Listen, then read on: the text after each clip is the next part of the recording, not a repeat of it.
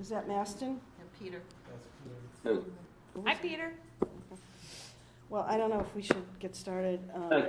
I hope everyone likes the cozy table setup that I just thought we were so far away the way they had it set up before and that no one could talk and, so anyway, let's get started. Maybe Maston will join us. I'll take a quick roll. Brad Allen is here. Kathy's on the phone. Chris Cernick is here. Sue Cleary, Scott Palladino, John Regan, Maston, Joyce is on the phone, and Jim Sullivan's on the phone. I just want to, and maybe I'll ask Brad to do this, but just want to reiterate that we really need people to attend the meeting in person. I know, obviously, Kathy, you've got a medical issue today, but we can't use, your presence cannot go toward our quorum if you're on the phone, if you're not present. And because we have so many vacancies, which I have been mightily trying to get the governor's office to fill, but it makes it hard for us to have a quorum if people are on the phone. So we really, as much as possible, we really need you to come to the meetings in person. Do you want to add anything? Yeah, there was some changes to the open meetings law that does allow for remote participation, but only if the board has adopted a resolution and a set of policy guidelines, and those reasons for not attending in person have to be very limited and very specific to, some acute event that prevents attendance. And so far, Mary, we haven't contemplated that kind of policy. A lot of boards have not. And otherwise, the COVID rules are gone that allowed remote participation, and it really is, can't count people that are not present for quorum or count their votes towards any vote that the board takes. I'm hoping that, although I thought I was going to have this meeting, I'm hoping that by the next meeting there are two other people at the governor's office that have gone through the process. They've been vetted and just are waiting for the appointments secretary to sign off on. I just talked to them talked to the appointments office yesterday. And then I have calls in and have talked to the Senate majority because they have one other appointment they can make. I've talked to the Assembly minority because they have an appointment that they can make. I'm just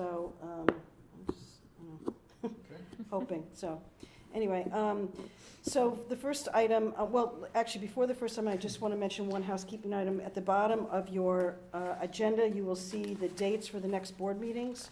So please make sure you have those down. The next one, the last one in 2023 will be December 6th. They all take place here, although Diane tells me that the December 6th meeting, we might have to move somewhere else, or was one of the other meetings? I thought there was No, one it that- was, one for next year, Yeah. but I'm sure we'll have no problem finding a place to have our meeting. We can even do it at OGS. They have a conference room there. We could. oh, and I'm noticing a typo. The February meetings, Yes. those should all be 24. Sorry about that. February. Okay. Yeah, we're not gonna get in a time machine, although that would be fun if anyone has one. Okay. Do-over. Yeah. Okay, so the approval of the minutes, I hope everyone had a chance to just quickly review those. Can I have a motion to approve the minutes? So moved? Brad, in a second. Second. Sue?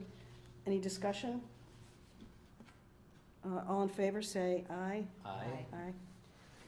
Motion is carried.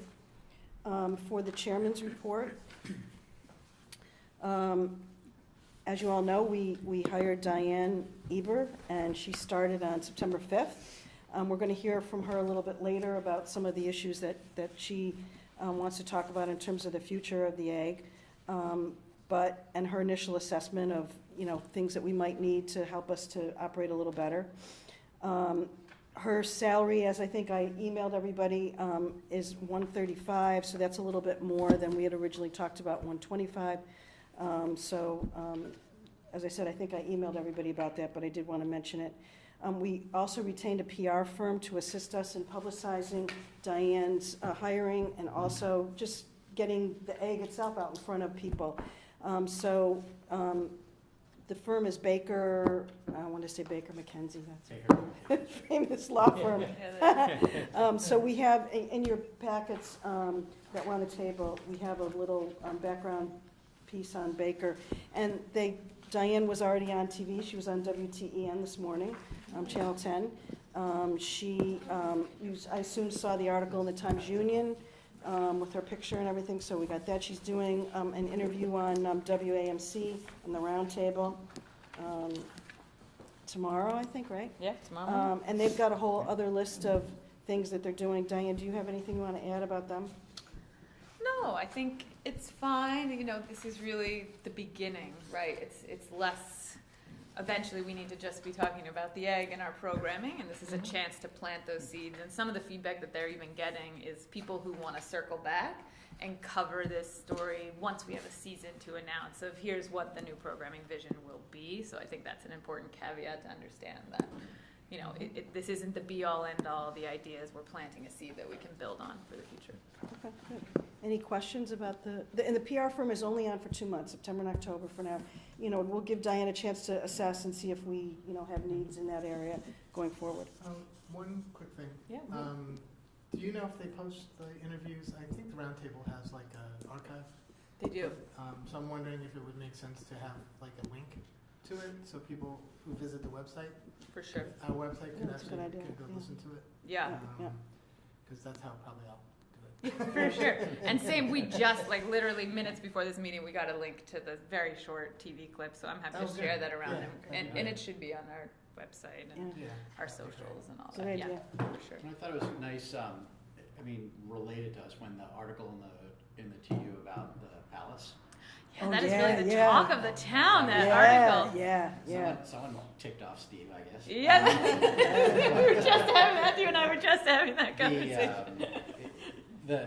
I thought it was complimentary towards the other Yeah, organizations, to the others, including the egg. Yeah, Steve called me for, he didn't tell me what it was about, but he's like, Uh-huh. how many of your shows are rentals? How many Yeah. are presents? And, you know, it was clear he was digging for something. Yeah, that was, yeesh. Yeah. Anybody else?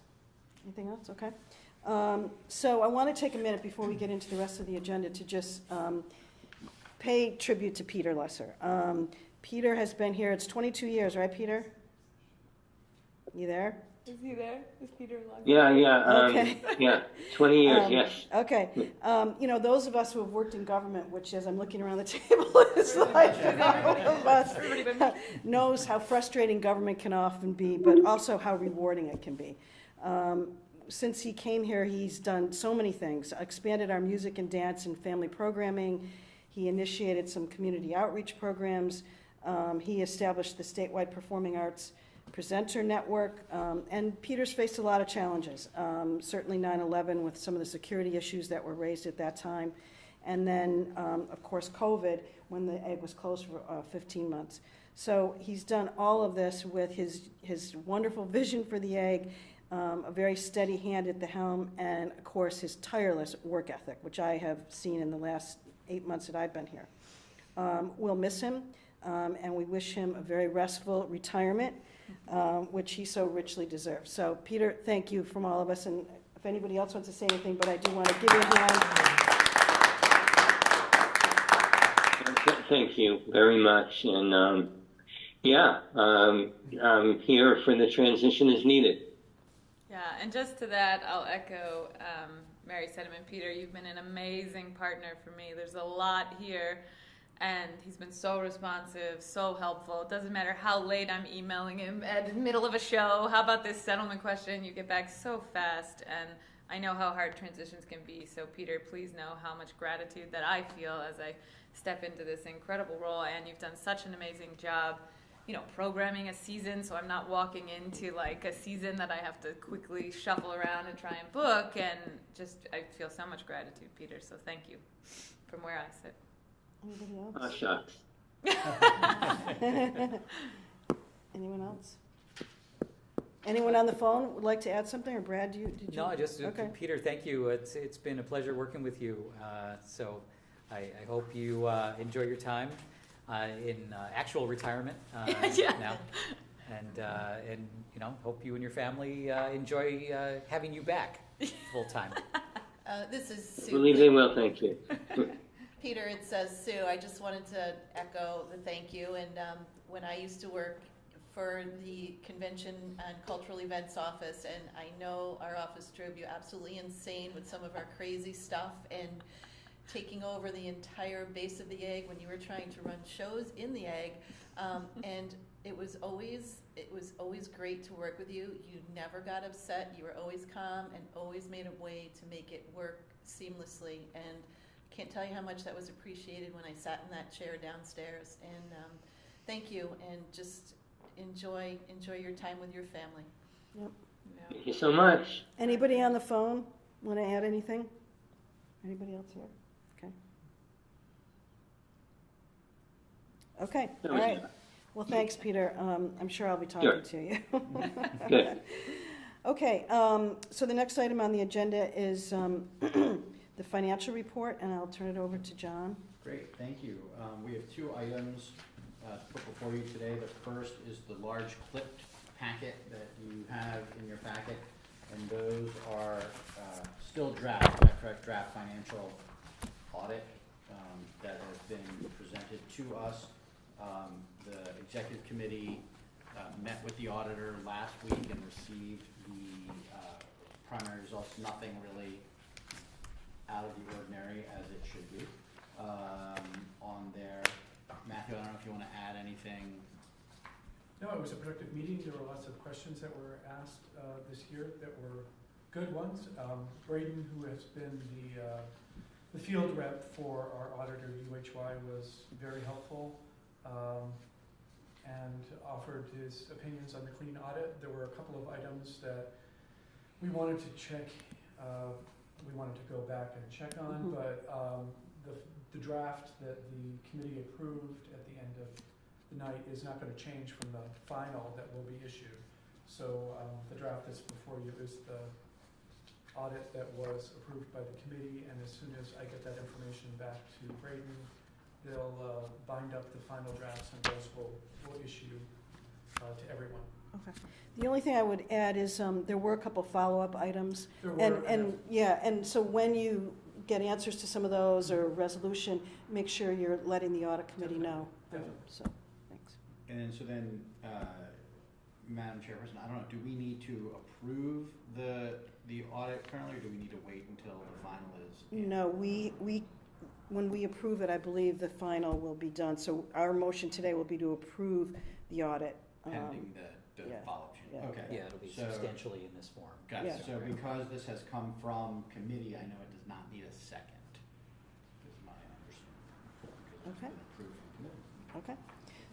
All right, Any so other I- questions? Oh, Oh, no, I sorry, was gonna David. make a motion. Oh, okay. But I'll Go wait. ahead, go ahead. So I move that the board accept and approve the audit once it is finalized in substantially the form that it's been presented here today. Okay, all in favor? Aye. Aye. Aye. Opposed? Okay, the motion is carried. Great, Thank thank you. you. The second piece is, you also have in your packet the P&L statement from April through August, and Matthew, I will let you walk through that as well. Just a couple of highlights here. As usual, I will remind everyone that the budget is created at a period of time when not all of the shows have been decided, so variances are expected as we go through. On the income side, at the top of it, ticket sales, we had budgeted to have about $200,000 at this point. We're ahead of budget by about $60,000 at this point.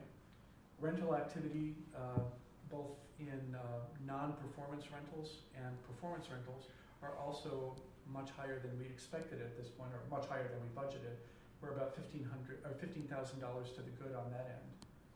Contracted services, which encompass ticket handling fees, ticket commissions, credit card commissions, artist sales commissions, equipment rental, and stage labor income.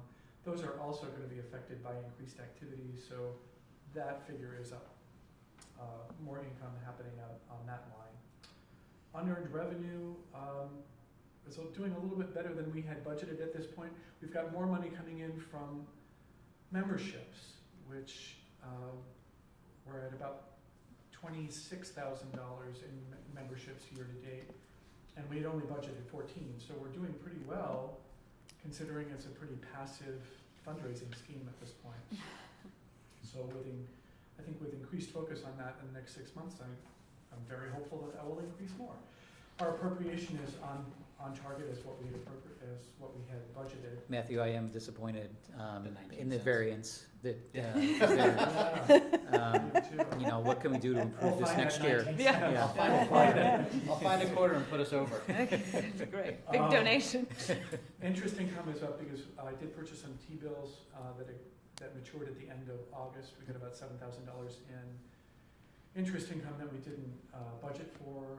In speaking to Diane, we're going to take some of the money that we've got in savings and we're going to move that. Those on the finance committee should be getting an email from Diane or I within the next couple of days with a proposal as to what bills to buy.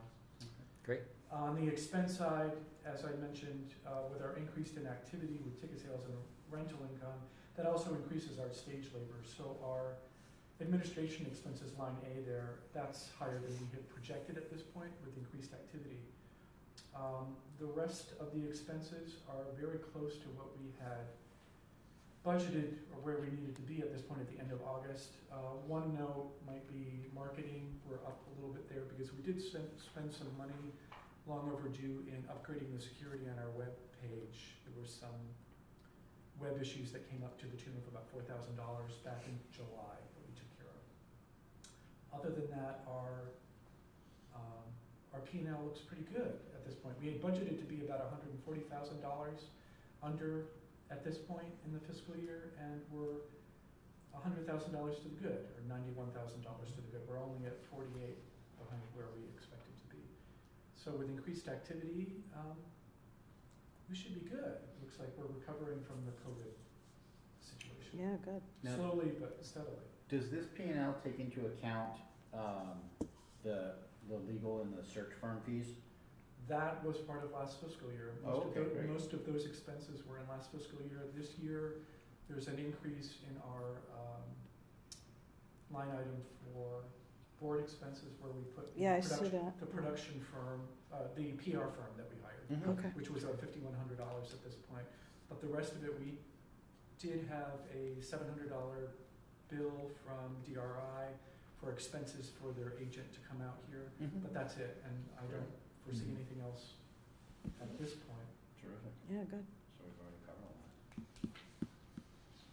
that. Right now, with cash on hand, we've got about 2.5 million in cash that we're sitting on after we take out our liabilities against that, which would be our event ticket sales, our rental deposits that we're holding on to, the balance of our appropriation that we've yet to spend, ticket sales that are in escrow for our shows, and payables. We've got about $1.3 million in cash. We're gonna take about at least 500 and look at purchasing some T-bills. There may be more, but it also depends on what the cash needs are for some of the projects that might be coming up. In the Is there next anything couple in the months. statute that directs the AG as to what they can invest their money in? Or, I'll go back and check through the investment guidelines, but I yeah, I don't mean, believe so. thinking CDs. There's nothing specific. Historically, we've been purchasing T-bills because they don't tie up our money too long. We don't know exactly when we're gonna be needing our money in Mhm. case something happens, so we were looking at smaller term investments. Right. They usually 90 days, or what do you do on T-bills? We've actually gone out to be about 6 months. 6 months. And is 1.3, is that high, low, It's average? very high. We're still coasting on some of the revenue that we got from SVOG. Gotcha. Do you have cash flow estimate that you can share? I haven't done one in a while because we haven't needed, but I can put one together. Oh, no, just if it's part of what you normally do. Just No. since we're looking at a part year budget, I'm just curious to see what the full budget would be for the year. Oh, that we can Just, certainly do. yeah, just so I can get a sense of what we have left. Sure, Scott, I'll do that. Not that I really understand how the cash flow works here, but. No, I'll do that. I'll take care of that. And we're in April, we follow the state government Yeah. fiscal year. Yep, next month. I'd Or be surprised April. we're not restricted to STIP type investment goals. Yeah, I thought maybe there were some. Has a solicitation gone out for memberships or to renew memberships? So it's a pretty Go ahead. passive. Zach, our box office manager, actually is the one who works with Peter to manage it, and Peter chime in. But my understanding is when something runs out, like if your membership is expiring, then he just is like, "Would you like to renew? Here's how." But there isn't necessarily a like call to come be a member or anything. So it's on a rolling basis. But Peter, jump in if you know more detail. Yeah, that's pretty much it. We do have our basic membership. If someone's membership lapses, we do send a reminder or two to try to get them. And then we do have certain periods of re-encouragement, which means we just had a membership concert and we sent out a number of emails going back actually several years, maybe 3 years, to right around COVID when we kind of lost a lot of support because obviously we were closed, to try to get people back on board. I didn't get the specifics from Zach, but I know a lot of people rejoined. They didn't necessarily come to the membership concert, but it was a good excuse for us to invite them. So we do that, on occasion, and then there have been times where we go out to, general ticket buyers of the Egg Presents performances and say, hey, you've been enjoying yourself, why not become a member? So there's certainly, that's probably due to happen at any moment. So, but that's pretty much the program as we go. And then there's, a call for membership in our program book but again, obviously it's very discreet. When people open it up and say, hey, if you're not a member, you should join, kind of thing. So. And Peter, when I was talking to Zach, he thought there were about 500 members. How does that compare to like years past? That seems pretty robust to me for a relatively passive program. Is that feel about what it's been, or is that low or high in your experience? It's low. It's lower. I think at our peak pre-COVID, we were probably at about 750. Okay. So, it is rebuilding. I think it's maybe a little bit higher than that, but yeah, it's definitely, we lost a good amount. And admittedly, typically our membership is more driven by programming opportunities. Right. To purchase tickets in advance, Yeah. more so than people being able to sleep at night. So, if we have a show that we get that's kind of a gift to us, where we know people are going to want to get tickets in advance when they might not be able to otherwise, that's usually where we find our spikes. Yep. And we haven't had one of those for a while. Yep, that makes sense. All right, thank you so much, Peter. That's super helpful. I don't know, Sue, if you had another. Well, I get all the emails, but I can't remember the last time I sent money in. So that's why I just want to check and make sure Very that. interesting. Well, yeah, I think at one of the last board meetings, we asked all the board members to become members, and make sure that, they were, in fact, our new members can. Because I do that have too. been, I know that I have, but I don't, I don't can remember follow up. getting that, yeah, so let me Sure. know if I Okay, need to pony sure. up, I will. Thanks. Yeah. Yeah, that's your perk, Chris. You get to Now become a the member. lunch is your perk. Ah. Any other questions? Just a quick, is the membership concert, is that something that you guys have always done? Because I thought it was a nice touch. The Maria Muldaur one? Yeah. Yeah. Peter, I don't know if you want to jump in on that. Sure. Yeah, we've done it on occasion. We actually have had 2 this year. And usually the occasion is if we book something that we realize may need a few extra people in the seats. Instead of just trying to give away a bunch of tickets, we say, hey, maybe this would be a good opportunity for a membership concert, get some more people in the seats, and at the same time, encourage people to renew their members. So it's, in the past, it's always been done on as opportunities arise, not so much we're going to do one of these every September kind of thing. And then you usually give everybody a free drink ticket or something, right? No free drinks, but it's free tickets Nice try, Mary. to the show. And then if the members if the members have already purchased tickets, then we either offer them tickets for them to bring a guest, or offer tickets to another show. Okay, Yeah, it's a free ticket, I think is the. okay. Anybody else? So Any other questions about the financial summary? Anybody? For Matthew or for anybody? I mean, Okay. again, I'll just say from where I sit, thank you, Peter and Matthew, because, to be able to walk into a place where the books are this clean and we're in such good financial health, like, I see a lot of room for improvement, but it's very, very lovely to be like, this is not one area that's like, We're not in crisis yikes. mode. Yeah, we're not, that's amazing, and I know that is not easy to do, Peter, for you or Matthew, so just where I sit, thank you, gratitude. So a motion to approve the financial summary? So moved? Brad, second? Second. Chris? Any discussion? All in favor? Opposed? And the motion is carried. Thank you. The next item is the Personnel Committee report. I'll turn it over to Sue.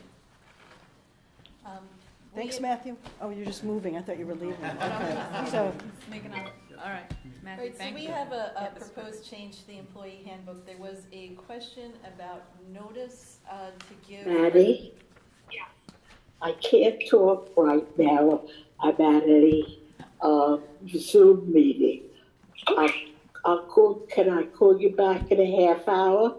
Perfect. Okay. All right. Bye. All right, okay, go ahead, Sue. So the question, so the concern was employees taking comp time and giving notice that they are taking that time. There is a specific time frame for vacation, but we wanted to change the handbook to read what is listed here. Compensatory time accruals are taken at the mutual convenience of egg and the employee. Requests for utilization of comp time must be submitted in writing to the employers for prior approval subsequent. Substantial and reasonable notice of at least 1 week must be provided for each request. We started to think more about that, and especially with comp time, it's not always easy to give a week notice. The change was to say reasonable notice. My concern is, as I read that, is everybody's definition of reasonable is a little bit different. I'm wondering if we could say 24 hours or 48 hours was my first thought, but thinking more into it is that sometimes you'll realize that you all of a sudden have an open day on the calendar. You'll notice that in the morning you'll wake up, your meeting at 8:30 has been canceled, you're like, wow, I've got nothing else, I've got no show today, today would be a great day, I can take off. Is that gonna be reasonable enough to call the executive director and say, there's nothing on the calendar, if it's okay with you, I'd like to take the day as comp? So Sue, just to clarify the issue, so I make sure I have it right in my mind. The change that's here on the piece of paper would align compensatory time requests exactly with vacation requests, right? Right. So the current handbook does not have those aligned. So this would align vacation It with. never addressed compensatory time at all. Not at all, okay. No, right. And so now, this would align it, but we're thinking that the notice might need to be a little bit different for compensatory time, because as you say, you're gonna suddenly realize, oh, I just worked, Saturday and Sunday, but there's nothing going on Monday. That would be a great time for me to burn some compensatory time, because But, we're dark and. yeah, and it's reasonable, and Chris, and you guys have, well, all of us have done bill drafting before. I mean, reasonable is a fairly common term throughout the statute, right? Mhm. I And mean, in contract law. too, Right, yeah. I mean, so, do we leave it at reasonable, or do we get more specific? Or do we say something like, where possible, at least 24 hours notice? Yeah, Why don't should we be just provided. strike that sentence that says substantial and reasonable notice, so that the policy ends submitted in writing to the employee's immediate supervisor for prior approval and subsequently accepted by the executive director and/or chairman of the egg. Because I think that had come up with some issues previously where there was not any notice given at a specific time, and that's why we're discussing this, there had been an issue. right. But meaning like someone tried to ask for the morning. Someone didn't of. ask, just, Well, that's why if you leave the line that says must be submitted in writing to the employee's immediate supervisor for prior approval. Yeah, and leave the last sentence Yeah. for conflicts. Conflict, I think and you're then, probably in pretty good shape at that point. and then strike the substantial and reasonable notice of at least 1 week must be So provided. for What do you each think, yeah. Diane, you have to operationalize this. Yeah. Does that Because if someone comes to you in the morning and you're like, you know what, that's not gonna work for me today, that still gives you, as the approver, the ability to say that, but if it does, you Mhm. can. So you're saying just strike that one sentence, substantial and reasonable notice. Yeah. Correct. Um,